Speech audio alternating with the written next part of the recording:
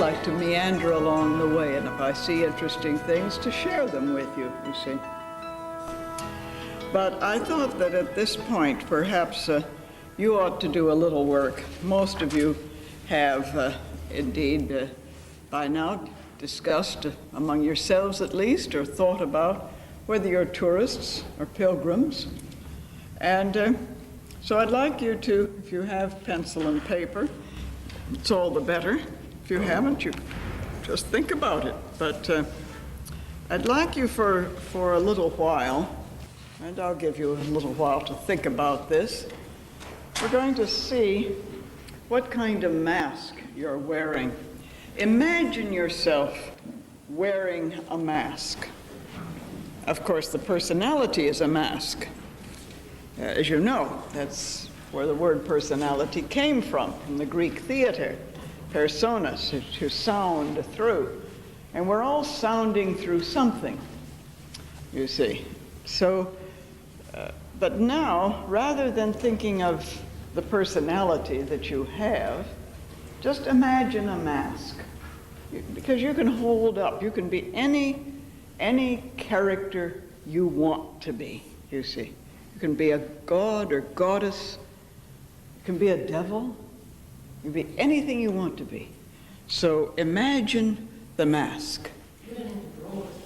No, you don't have to draw it. You just have to answer a few questions. You know, I think for this, I will need the larger one, Hugh, I'm sorry.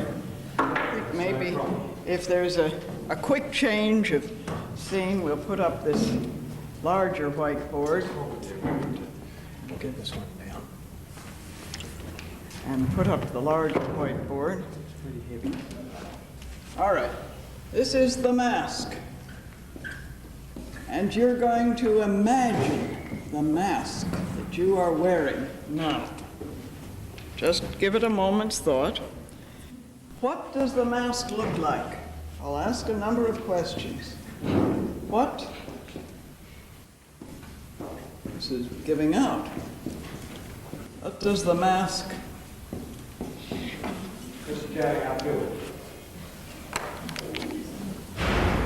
look like?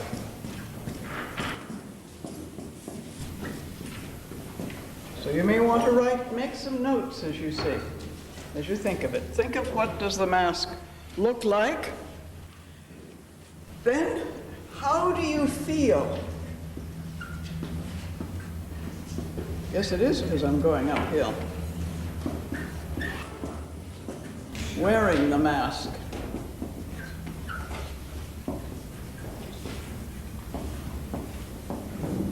You have chosen a mask. You've chosen a mask. Now, how does it feel wearing that mask? How do you feel about the mask? Do you want to take it off?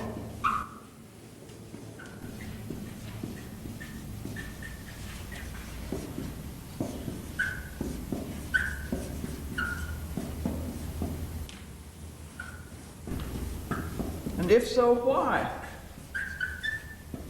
Or why do you not want to take it off?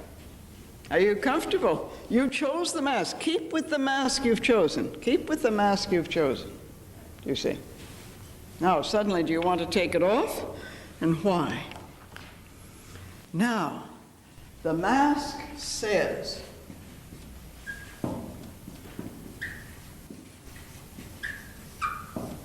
now you're the mask. The mask says, and watch this, I am dash what? I can. Well, I'm not doing very well on this board. But anyway, I'll come out. I can. I will.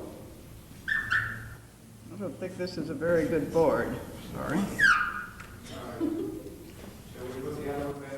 Well, I think maybe we'll make it through this. Fill in these. I feel.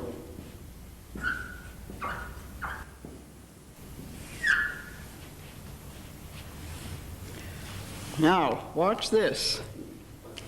I must.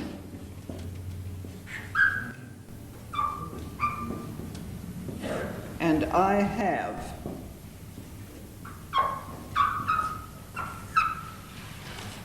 All right.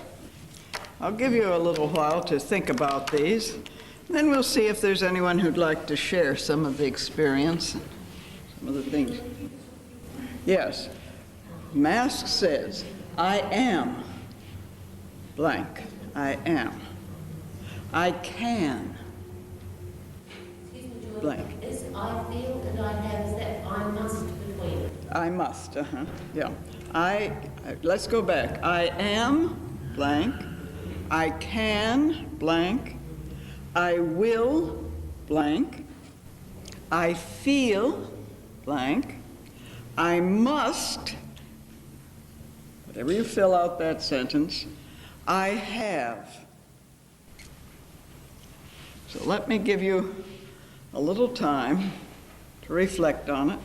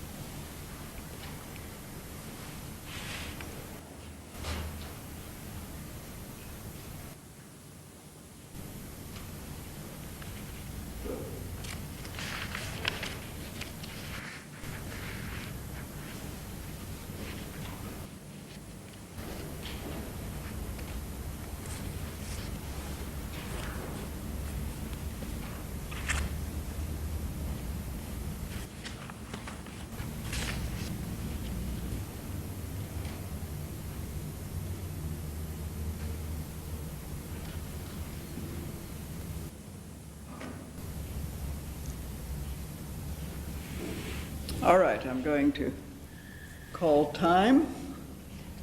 You may not have finished, but you can think about this.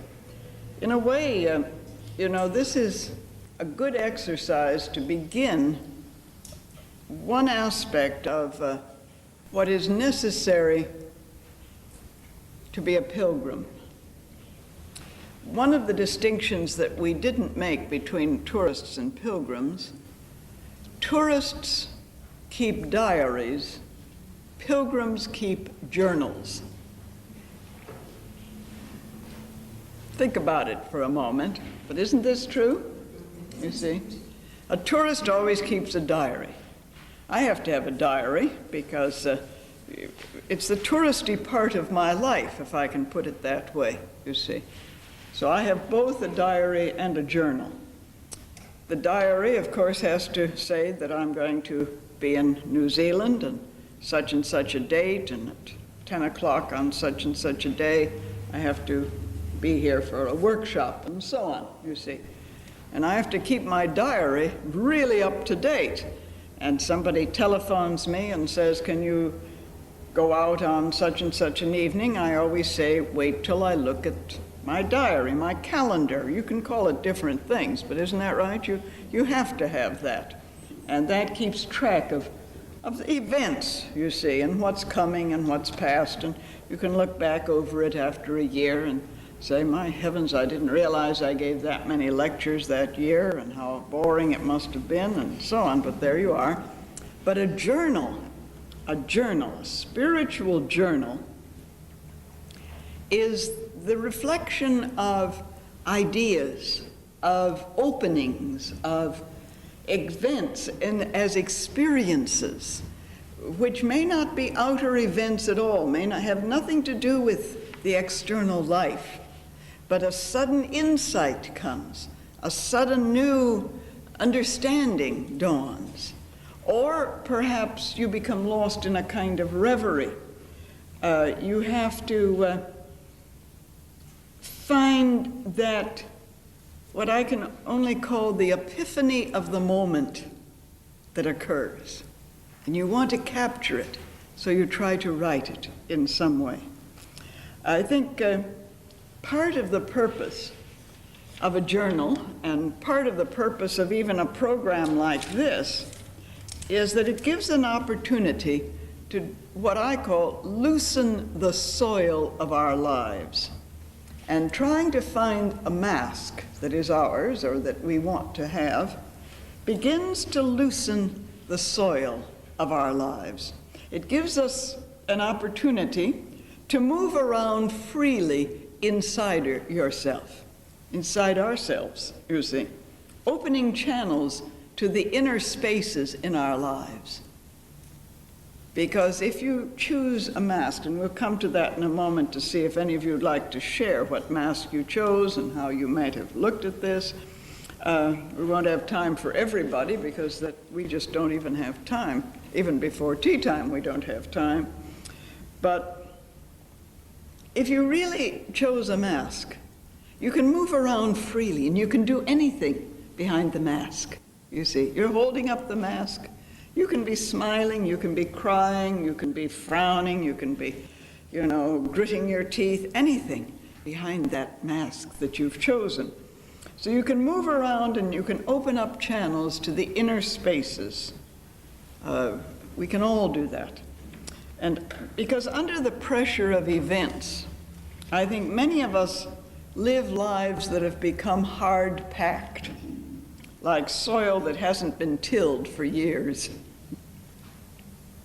In other words, we live less flexibly, less openly, and experiences pile up inside us and become so very tightly pressed together that there's no room for the fresh air of consciousness to enter or for anything new to grow within us. So if you really have gone through this, you can find that something new can grow up. And really, of course, a helpful tool in loosening the soil of our lives is indeed keeping a spiritual journal. It can keep us fresh and open, and it releases some of the tightness within us. It calls, of course, for a certain discipline, and so that's why I've said, what does the mask say? But a spiritual journal also enables us to place ourselves between the experiences of our own past and the possibilities of our own future. You consider it. It's not, in other words, constructing a merely intellectual perspective on our lives, but entering the inner movement of our whole life history and connecting ourselves to that inner movement from within in such a way that we extend the dimensions of our lives in harmony with an inner principle that is seeking to unfold itself within us, an inner ordering principle, if you like. Well, with that then, would anyone like to share what your mask looked like? Colleen? It's that of a female knight, brave, strong, pure and kind. The face is kindly, the eyes sparkle with anticipation of the journey, spontaneity and joy, but back and beyond there is a deep peace. I feel good wearing the mask. Mm-hmm. I don't want to take it off because it is myself in its company. Huh? The mask says I am a spiritual being. I can do anything I want. I will be. I feel great. I must co-create with the universe. I have done. Uh-huh. Interesting, yes. Anyone else like to share now? I think it's interesting. I hope somebody else would like to share. Yes. I took one of the typical tarot card or fool. Good. The Fool took the tarot card, the Fool. Mm-hmm. So I didn't describe it because I'm But what does it look like? I vaguely stared at one. Mm-hmm. It didn't feel like the real me, and it had big scars, so I did take it off. Ah. Because it was irritating and separate from me. That's interesting. He took it off because it was irritating. Do you all hear it? I'm sorry, I forgot your name again. Huyen, yes. So, but then, having done all that, if I was wearing the mask, what did it say? I am all-knowing and complete. I can achieve anything. I will pass on from this state. I feel in the moment only. I must have continuance of experience, and I have everything and nothing. Very fascinating. Someone else? Yes. Good. Will it help if you stand up and... I chose the mask of the hag, the witch aspect of the goddess. Good. So it's incredibly ugly. I don't know how to describe it. Imagine it yourself. So I feel really ugly wearing it. But I didn't want to take it off. I felt comfortable enough wearing it. The mask says I'm old and ugly, and I can be very dangerous. It says I will destroy you. I feel very powerful. It says I have wisdom and understanding. And it says I must destroy the old so that the new may be born. Wonderful. Isn't that marvelous? To take the mask. I thank you very much, because this is really a mask too. The mask of the hag, who is really wise. The wise old woman. And the hag, really, this is an aspect of the goddess that we may, it's the loathly damsel that we may meet first, you see. And so we turn away in horror, but within is this tremendous wisdom in the loathly damsel. Wonderful image there. Yes. Stand up and turn around so we all hear you. Yeah. I had the mask on, and I've always wanted to be an explorer, so I choose an explorer's mask. But at the back of it, I had that feeling that, no, I have to leave exploration to the archaeologists. I felt good wearing the mask. I wanted to take it off because why, I want to find why. I wanted to find the reason why. The mask said, I'm a small Eve. My name is Yvette, and in French it means a small Eve. So it's at the back of my mind. I can grow and become Eve. I will reach there. I feel confident. I must trust, and I have all it takes. Isn't that wonderful? That's wonderful. Isn't that great? I like wearing the mask of an explorer. Don't take it off. You know, I think that's wonderful. We should all be explorers. What does the mask of an explorer look like? You see, what do you hold up? You use the very term, I am an explorer. Isn't that great? I wear the mask of an explorer. Tremendous. Great. All right. Murray, come on. I tried two masks, one after the other. I tried two masks. The first one was a sort of negative one of the perpetual victim. The second was that of a beautiful healer. And I guess I chose these because I perceive aspects of myself in both of these characters. But the victim, I won't go into everything. The victim was ugly, small, crabbed. I hated wearing it. The beautiful healer was wonderful, expansive, and somehow the mask seemed to stretch out and connect with. It wasn't just a narrow mask. It was large and connected with everybody else. Good. That's wonderful. Isn't it interesting how we sort of choose the masks of opposites? You know, in Dante's progression through the Purgatorio, he finds in each of the circles both the vice and the virtue. Always the opposites are there. And you may remember, some of you familiar with Light on the Path, to which I'm going to refer directly, that our virtues are steps, but our vices are also. And in Purgatorio, you see, he meets one person who, let me see if I can remember, in which avarice, it's the circle in which the sin is avarice, which the souls there are having to pay the penalty for avariciousness. But he meets someone and he says, why were you there? It's one of his friends or someone that he's known of in history. Why are you here? And he says, not because I was avaricious, but I spent too much. So it became a vice at the other extreme, that it's the middle way, you see. It's the middle way that one needs. And so it's interesting how one chooses, how Murray chose two, but they were related in a sense, weren't they? Really related. All right, anyone else? I've just been thinking about the virtues, but if you take a virtue too far, you've turned it into a negative. A negative, and that's the point that Dante makes, you see. And this is, of course, based on the Aristotelian philosophy, which Dante very often refers to or develops in a sense, the Aristotelian basis. It's like getting back to our pilgrimage, becoming a crusader. Yes, it's becoming a crusader instead of staying as a pilgrim, yes. Very much so. All right, anyone else have a mask? Hugh, what's your mask? Well, I'm uncertain, but I have in the back of my mind that I'd like my mask to be that of a pilgrim, but I don't know what this looks like.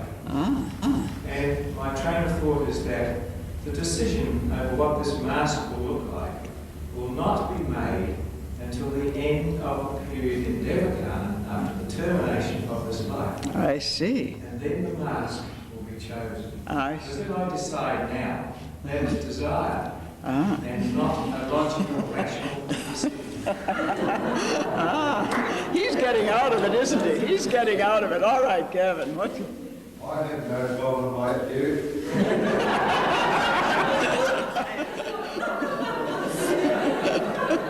What does the mask look like? Very serious, very holy. How do you feel wearing the mask? It's fun. Do you want to take it off? No. Why should I when I'm having fun? The mask says I am a pilgrim. I can act like a pilgrim. I will prevent others knowing I'm a tourist. I feel slightly hypocritical. I must be on my guard at all times. I have been reasonably successful so far. Oh, that's good. That's wonderful. You see, this is telling our story in a sense. This is having fun on the way. Pilgrims play. Tourists are deadly serious. Now we've got to, it's just time they better have tea ready for us by the time we arrive there, and all of this. Tourists are always, where's the next place? Where are we going next? Oh, are we going to see that? You see, the tourist is always on edge, lest they miss something, you see. There's a lot of tension there, isn't there? There is, but the pilgrim says, you see, it's fun. Let's stop and, this is a nice little stream. Let's stop and just wiggle our toes in the water. Let's have fun here. Let's play. It's very interesting to come back to the Odyssey. You can see I'm really taken up with the Odyssey at the moment, but it's interesting. Before Odysseus could return to Ithaca, to the new Ithaca, that is, it was in a sense a renewal of his previous home, he had to meet up with the group who were very kind to him, the Phaeacians. And there he was invited to tell his story. And this precedes his return home. It's interesting because it is said that at the end of the incarnation, just before death, the whole life is reviewed. You see.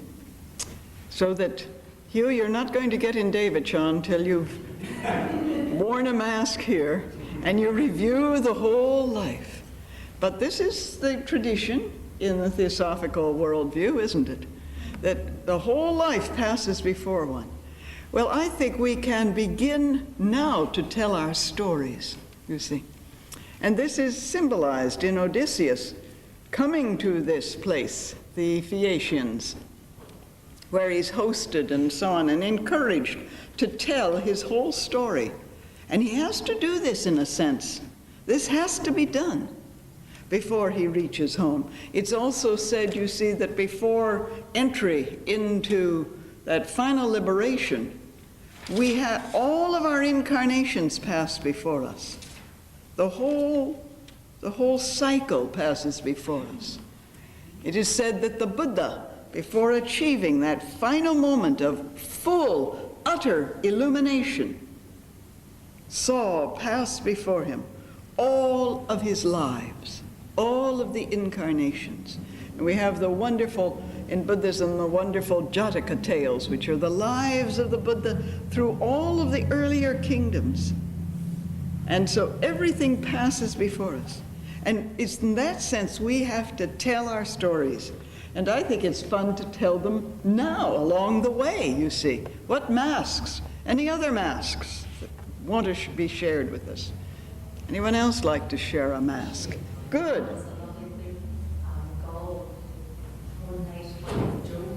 Good, a lovely gold ornate one with jewels. I felt strong and colourful and rich, and I thought I could hide behind the mask.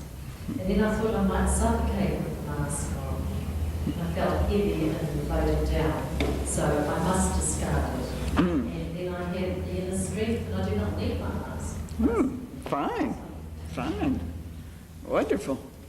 It's wonderful to see how, you see. Anyone else? Yes. I've got a mask of the Buddha. Now stand up so we can all hear you. And the mask looks like Buddha's face in meditation.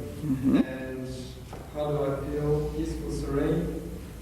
And I don't want to take it off. It feels very comfortable. The mask says, I'm wise, I can heal, I will love, I feel peace, I must teach and learn to teach more, and I have understanding and power. Wonderful, wonderful. Isn't that wonderful to have the mask of the Buddha? You see? Now, supposing somebody comes up to you with that mask of the Buddha, who says, you know, I've been told, if I meet the Buddha on the road, kill him. You know, there is that saying. There is that saying. I read that and I wondered what it meant. Yes. Well, I'm not going to find out what it means. You find out. All right, let's move this board off because it's not very good and put another board up. Toss it back in the pit. Toss that back in the pit and we'll put up another board, the other board. It's nice to make the men work anyway. Need exercise. Good exercise, yes. Good. That one works better. So I think we better have this one. Well, I hope you all, whether you shared it or not, enjoyed that little exercise. And thank you for those of you who were willing to share your masks with us and your feelings with us. Thank you very much for sharing it, because I think it, yes, is that going to be where it should be? That's where it was before. Is that where it was? All right. That leaned too deep. Good. And I hope the others of you who didn't share found your mask and enjoyed wearing it or enjoyed taking it off, found that, like you, it was too heavy. You couldn't really sustain that mask. Maybe the day will come when you can. But as I say, it's sort of finding what one writer has called finding an epiphany in your own imagination. It's finding that moment of exaltation in your own imagination. It can occur when, you know, at the most amazing moments, these epiphanies of the moment, in which every seemingly trivial act or happening is filled with the sacred. And so that mask, in a sense, enables you to experience that in the moment. Now, tomorrow you may have a different mask. You may come back and say, oh, I wish I had worn that mask, which is wonderful, because a pilgrim wears many masks, you see. So it is that there are many approaches to becoming a pilgrim, or ways in which a pilgrim consciousness can be awakened.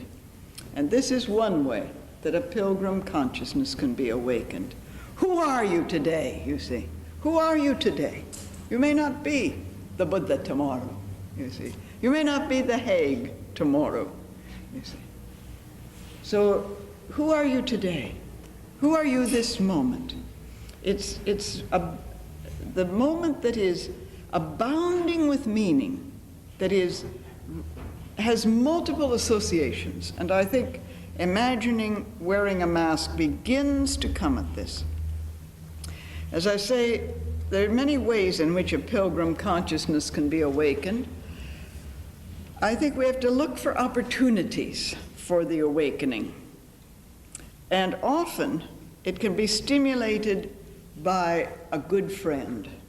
You know, in the Buddhist tradition, it is often said that the greatest help along the way is being the good friend. Kalyana Mitra is the phrase. Establishing a right relationship.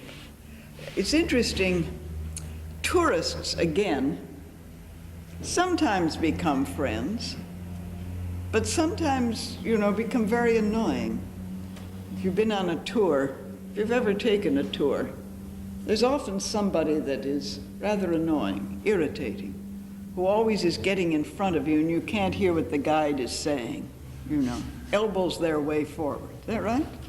Have you ever taken a tour? Any of you? Some of you must have taken tours. Yes.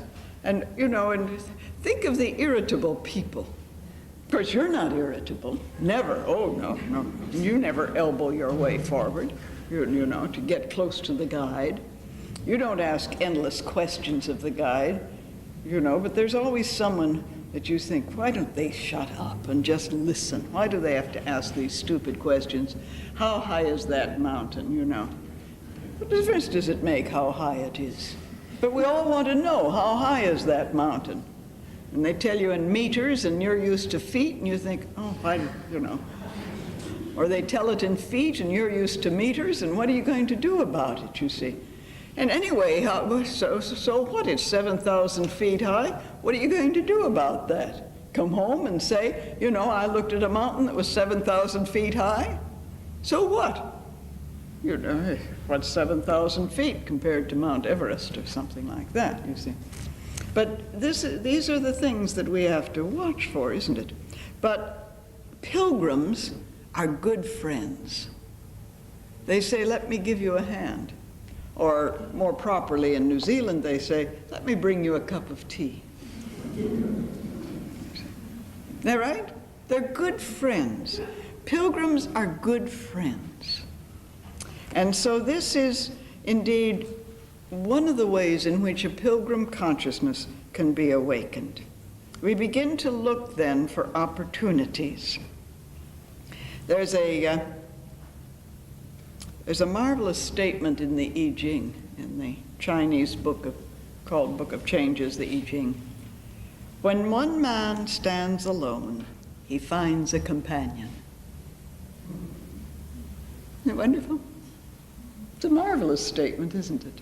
You see, when we really become the pilgrim, we stand alone, but we find we have all the companions in the world. And so with a true friend, we have what we need before we ask, isn't it? There is a sharing. Well, perhaps we can then begin to realize that what is needed also is that we give attention.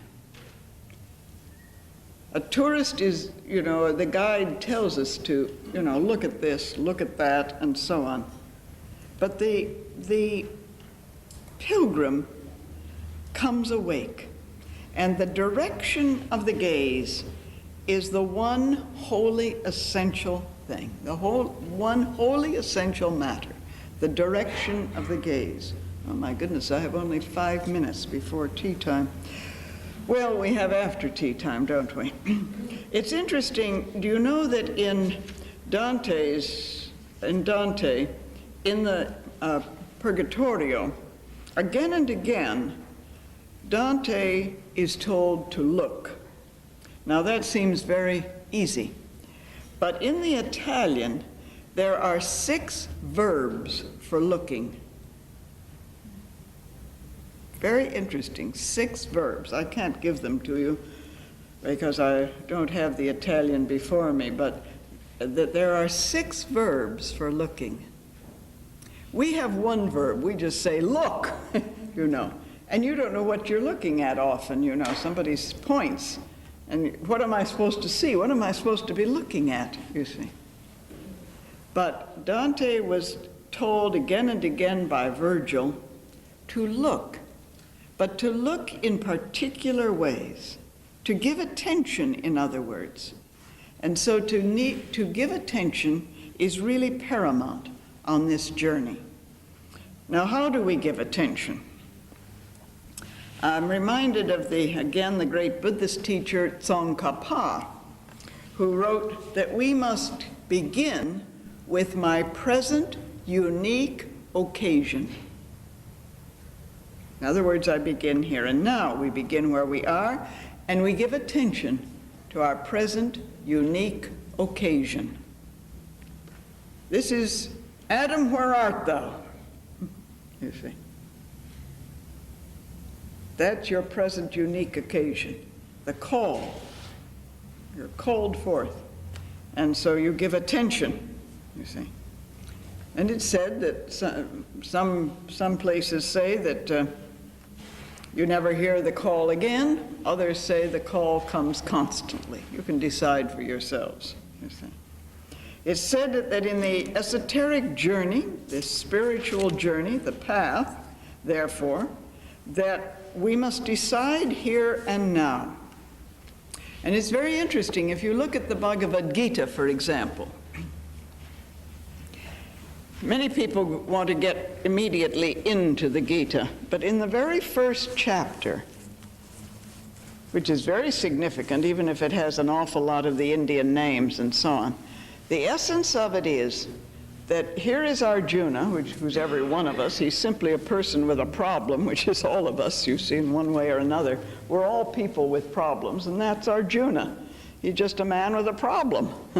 You know, shall I fight, shall I not fight? This is the problem.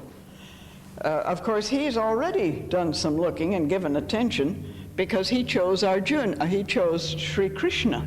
You may remember in the Mahabharata, for example, that the 2 sides are given their choice. One, you know, will you have all the arms in the world or will you have Krishna? And of course, the side of the Pandavas, of Arjuna, says, I'll take Krishna. Sounds like a stupid choice, you know, when you're going into battle. But in the very first chapter, you can already tell that Arjuna, a man with a problem, has some sense, because he says to his charioteer, take me to the center.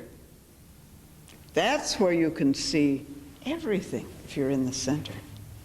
He didn't stay on the sidelines. Take me to the center.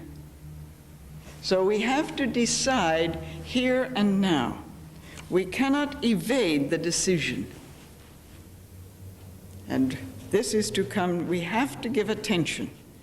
And consequently, we have to give attention because our humanity is not a mischance. It's not a random accident. Our humanity is the outcome of our actions. This is one of the lessons we find in the Bhagavad Gita. Because by the 18th chapter, of course, along about the 6th chapter, Arjuna's a little fed up with all the philosophy, you know, and says, you know, Krishna, all I wanted to know was should I fight or not fight? And you give me all this high-flown philosophy. You're off on all of this business. And of course, Krishna gives him the answer very simply. You know, Arjuna, my boy, you're on your own. You make up your own mind. I'm not going to tell you what to do. And then by the 18th chapter, of course, Arjuna has come awake to a large extent, and Krishna says, you see, I told you so. You know, I mean, this is my own translation. If the scholarly works, you understand that.